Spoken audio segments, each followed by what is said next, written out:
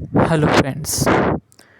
Today in this lecture we are going to learn about grammar prepositions.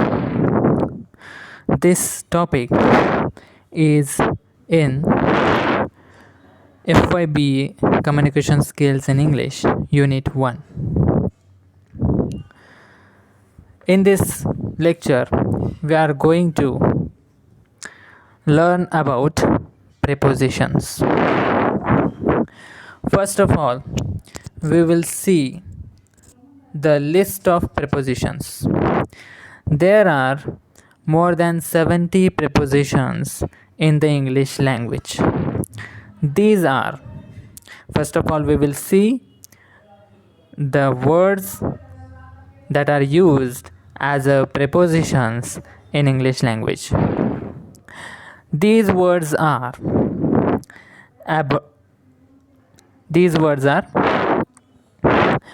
aboard, about, above, across, after, against, along, amid, among, anti,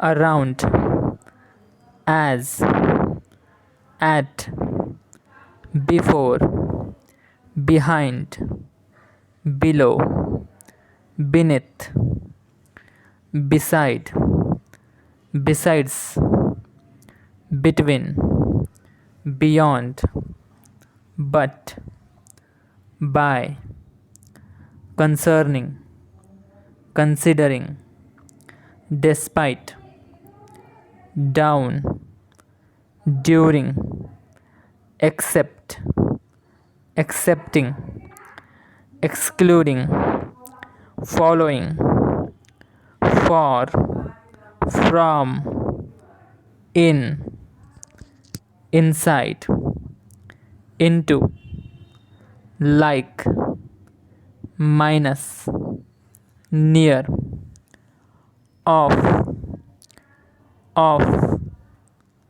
on, onto, opposite, outside, over, past, per, plus, regarding, round, save, since, than, through, to, toward, towards, under, underneath, unlike, until, up, upon, versus, via, with, within, without. These are 70 prepositions that often used in English language, but there are many more prepositions are available in English language. Now we will see what is prepositions. A preposition is a word that is usually placed before a noun, pronoun, or similar word in order to show its relation to other words. The nouns, pronouns, or similar words are objects of the prepositions and governed by it. In Marathi, there is prepositions called as शब्दयोगी अव्यय. नामाच्या किंवा सर्वनामाच्या पूर्वी वापरल्या जाणाऱ्या आणि त्यांच्या वाक्यातील दुसऱ्या शब्दांशी संबंध जोडणाऱ्या शब्दांना शब्दयोगी अव्यय म्हणजेच प्रेपोजिशन्स असे म्हणतात. आपण परत बघूया. A preposition is a word. हा एक वर्ड असतो दॅट इज युजली प्लेस्ड तो कुठे ठेवला जातो? Before a noun, pronoun or similar words. Noun असेल, प्रोनाऊन असेल किंवा त्यासारखा एखादा वर्ड असेल त्याच्या अगोदर तो ठेवला जातो सेंटेन्समध्ये in order to show its relation.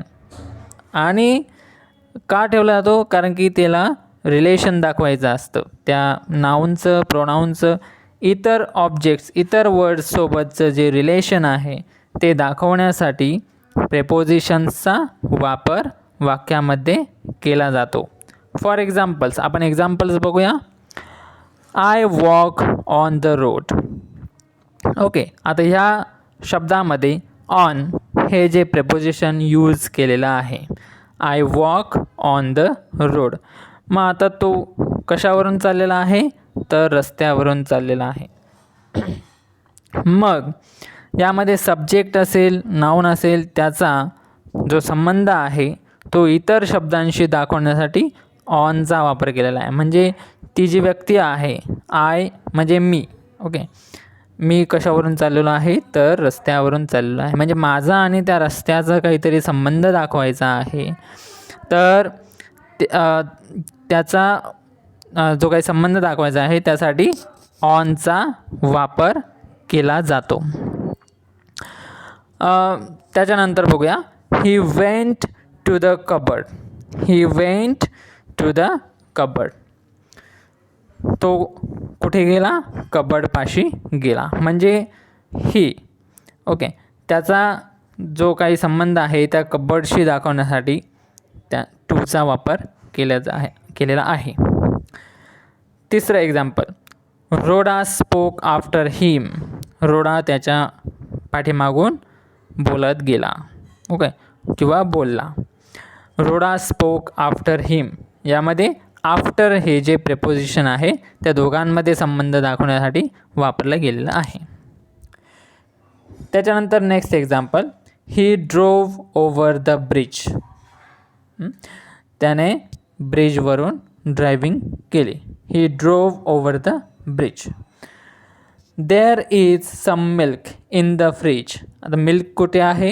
तर इन द फ्रीज. फ्रीजमध्ये मिल्क आहे. There is some milk in the fridge. The car went through the tunnel. The car went through the tunnel. Car कशामधून गेली? तर टनेलमधून गेली, बोगद्यामधून गेली. मग या ठिकाणी कारचा संबंध जो आहे तो टनेलशी दाखवण्यासाठी किंवा इतर वर्ड्सशी दाखवण्यासाठी या ठिकाणी प्रेपोजिशन्सचा वापर केला गेलेला आहे. या ठिकाणी प्रेपोजिशन काय आहे? तर थ्रू हे प्रेपोजिशन आहे. The car went through the tunnel. यामध्ये अजून एक गोष्ट आहे. It is not incorrect to put the preposition at the end of the sentence. वाक्याच्या शेवटी जरी प्रेपोजिशन वापरलं तरी ते काही चुकीचं होत नाही. And allow its object to come first in the sentence. आणि त्याचा जो ऑब्जेक्ट आहे तो सेंटेन्सच्या अगोदर जरी आला तरीही त्या ठिकाणी चुकीचं होऊ शकत नाही. परंतु त्या वाक्याला काहीतरी अर्थ पाहिजे, त्याशा पद्धतीचा अर्थ पाहिजे. This is usually done in spoken English. मग हे कशामध्ये होते? स्पोकन इंग्लिशमध्ये असतं. म्हणजे आपण जी बोलीभाषा बोलतो किंवा बोलताना आपण जे काही वर्ड्स यूज करतो तर त्यामध्ये प्रेपोजिशन्स हे शेवटी वापरले तरीसुद्धा बरोबर येऊ शकतात. फॉर एक्झाम्पल बघा. The road I walk on. Okay, the road I walk on म्हणजे तो रस्ता की ज्या रस्त्यावरून मी चाललो. ओके, मग या ठिकाणी ऑन जे आहे हे ऑन हे वाक्याच्या शेवटी वापरलेलं आहे. ओके, तरीसुद्धा आय किंवा द रोड असेल याचा संबंध जो आहे हे प्रेपोजिशन दाखवतं. सेकंड एक्झाम्पल बघा. द मॅन रोडा स्पोक टू म्हणजे रोडा त्या माणसाशी बोलला. द मॅन रोडा स्पोक टू. आता हे टू जो आहे, टू जो प्रेपोजिशन आहे हे रोडा आणि ती जी व्यक्ती आहे त्या दोघांमधला संबंध स्पष्ट करते. Next, prepositions are placed before words that show time. Time दाखवणाऱ्या, वेळ दाखवणाऱ्या, काळ दाखवणाऱ्या शब्दांपूर्वी सुद्धा प्रेपोजिशन्स वापरले जातात. For example, he came before 10 o'clock. तो 10 वाजेच्या आधी आला. ओके, ही केम बिफोर 10 o'clock. मग या ठिकाणी बिफोर हा शब्द वेळ दाखवणाऱ्या शब्दांच्या पूर्वी वापरला गेलेला आहे. Hari will come on Tuesday. Hari will come on Tuesday. मग या ठिकाणी ऑन, हरी केव्हा येणार आहे, तर ट्यूजडेला येणार आहे. म्हणजे काळ दाखवणारे शब्द आहे. मग या काळ दाखवणाऱ्या शब्दांपाशी सुद्धा प्रेपोजिशन्स यूज केले जातात. She had promised to be back by 5 o'clock.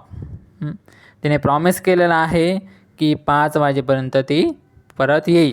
She had promised to be back by 5 o'clock. 5 वाजेपर्यंत. मग या ठिकाणी वेळ दाखवली गेलेली आहे की कधीपर्यंत ती येणार आहे. Next example is the museum is open from 9:30 to 6:30 Tuesday to Sunday. या ठिकाणी वेळ दाखवलेली आहे. ओके, ते म्युझियम कधीपासून कुठपर्यंत ओपन असणार आहे, हे जो वेळ आहे, काळ आहे, तर ते दाखवले गेलेले आहे. मग या ठिकाणी फ्रॉम हे प्रेपोजिशन यूज केलेलं आहे. Next example is it's only 2 weeks to Christmas. फक्त 2च आठवडे बाकी आहे क्रिसमस येण्यासाठी, असं या वाक्याचा अर्थ होतो. मग यामध्ये जे दिवस बाकी आहेत क्रिसमस येण्यासाठी, तर त्याचा संबंध दाखवण्यासाठी टूचा वापर या ठिकाणी केलेला आहे. एक स्पेसिफिक काळ, एक स्पेसिफिक वेळ जी आहे ते सांगण्याचा प्रयत्न या ठिकाणी केला गेलेला आहे.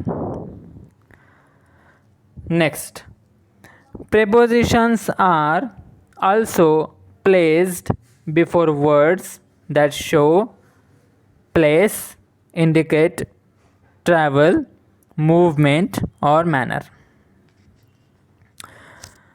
फॉर एक्झाम्पल बघा, प्लेस दाखवण्यासाठी किंवा प्रवास दाखवण्यासाठी, मूवमेंट दाखवण्यासाठी, एका ठिकाणाहून दुसऱ्या ठिकाणीची जी मूवमेंट असेल ती दाखवण्यासाठी, किंवा मॅनर्स दाखवण्यासाठी प्रेपोजिशन्सचा वापर केला जातो. We arrived in Delhi. आम्ही कुठे पोहोचलो, तर दिल्लीमध्ये पोहोचलो. We arrived in Delhi. मग या ठिकाणी इन हा शब्द वापरला गेलेला आहे as a preposition. I went from Bombay to Pune. या ठिकाणी मूवमेंट दाखवले गेले आहे किंवा ट्रॅव्हल दाखवला गेलेला आहे. I went from Bombay to Pune. मी बॉम्बेपासून पुण्यापर्यंत गेलो. Next is Binu got into the train. मग या ठिकाणी मूवमेंट दाखवले, बिनूची मूवमेंट दाखवली गेलेली आहे. Binu got into the train. Binu कशामध्ये जाऊन बसला, ट्रेनमध्ये गेला किंवा जाऊन बसला. Okay, Binu got into the train. Next example is he answered the question with care. काळजीपूर्वक त्याने क्वेश्चनचा आन्सर दिला. He answered the question. मग या ठिकाणी मॅनर दाखवला गेलेला आहे, मॅनर दाखवला गेलेला आहे. ओके, त्याने काळजीपूर्वक प्रश्नाचं उत्तर दिलं. विथ केअर, कशाने दिलं, काळजीपूर्वक दिलं. He answered the question with care. The following prepositions are most commonly found in sentences. मग हे जे काही प्रेपोजिशन्स आहे तर ते कॉमनली यूज केले जातात. मग ते कोणते आहेत? At, in, into, on, onto, upon, by, of, from, since, during, after, near, with, between, among ही जी prepositions आहे ही कॉमनली यूज केली जातात सेंटेन्समध्ये. मग आपण एक्झाम्पल्स ऑफ प्रेपोजिशन्स बघूया. Examples. First example is my book is on the table. माझं पुस्तक कशावरती आहे तर टेबलवरती आहे. मग ह्या बुकचा संबंध आणि टेबलाचा संबंध दाखवण्यासाठी ती ऑन चा वापर केला आहे ॲज अ प्रेपोजिशन्स. माय बुक एखाद्या वस्तूला स्पर्श करून वर उल्लेख असा जर केलेला असेल तर ऑन त्या ठिकाणी ऑन यूज केला जातो. Gopal sits on my right in the class. या ठिकाणी बाजू दाखवण्यासाठी सुद्धा ऑनचा वापर केला गेला आहे. Gopal sits on my right. Gopal कुठे बसतो? माझ्या उजव्या बाजूला बसतो क्लासमध्ये. Okay. Gopal sits on my right in the class. The boy was dependent on his father for money. Okay. च्यावर अवलंबून असणे. डिपेंडंट म्हणजे च्यावर अवलंबून असणे. मग तो बॉय जो आहे तो पैशासाठी त्याच्या वडिलांवरती अवलंबून आहे. The boy was dependent on his father for money. The sky is over our head. Over हा जो प्रिपोजिशन वापरलेला गेलेला आहे फोर्थ एक्झाम्पलमध्ये. The sky is over our head. Okay. स्पर्श न करता वर अशा अर्थाने जर यूज करायचा असेल तर ओव्हरचा वापर करतो. आता स्काय कसं आहे ते आपल्या डोक्यावर आहे पण तो आपल्या डोक्याला स्पर्श करतं का ते? बिलकुल नाही. Next example is Ganpat stood between Gopal and Krishna. Ganpat stood between Gopal and Krishna. मग या ठिकाणी दोन व्यक्तींच्या मध्ये, दोन वस्तू किंवा दोन व्यक्ती यांच्यामध्ये असा जर उल्लेख करायचा असेल तर बिटवीनचा वापर त्या ठिकाणी करतात. Ganpat stood between Gopal and Krishna. Next example is he was lost among the crowd. He was lost among the crowd. तो गर्दीमध्ये हरवून गेला होता. च्यामध्ये वापरायचा असेल तर अमंग. एखाद्या गर्दीमध्ये किंवा असं एखादे क्राऊड असेल, गर्दीचे ठिकाण असेल तर त्या ठिकाणी यूज करायचं असेल तर अमंग. अनेक लोकांच्या मध्ये. Hemant will return within a week. वेळ दाखवण्यासाठी विदिनचा वापर केला गेलेला. Hemant will return within a week. We walked the rest of the way through the trees. जंगलामधून आम्ही वॉकिंग केली. ओके. उरलेला जो वेळ होता तो आम्ही जंगलामधून वॉकिंग करत गेलो. We walked the rest of the way through the trees. च्यामधून. Okay. He swam across the pool. एका बाजूकडून दुसऱ्या बाजूकडे, एका साईडकडून दुसऱ्या साईडकडे जर असा उल्लेख असेल तर ॲक्रॉसचा वापर केला जातो. ही स्वॅम अक्रॉस द पूल. एका बाजूकडून दुसऱ्या बाजूकडे पूलमध्ये त्याने स्विमिंग केली. ही स्वॅम अक्रॉस द पूल. या ठिकाणी अक्रॉस हा शब्द जो आहे हा प्रेपोजिशन म्हणून यूज केला गेलेला आहे. Take your brother with you. Last example is take your brother with you. In this way, prepositions are used in English language. There are many more prepositions available. Above 70, above 100 prepositions are available or being used in English language. So you have to just practice for the examples and you have to read about the prepositions. You have to find out while you are reading a book or a sentence or a paragraph which kind of prepositions you found while you are reading. That is the matter of practice. If you practice hard, you will know about more and more. Okay. Thank you.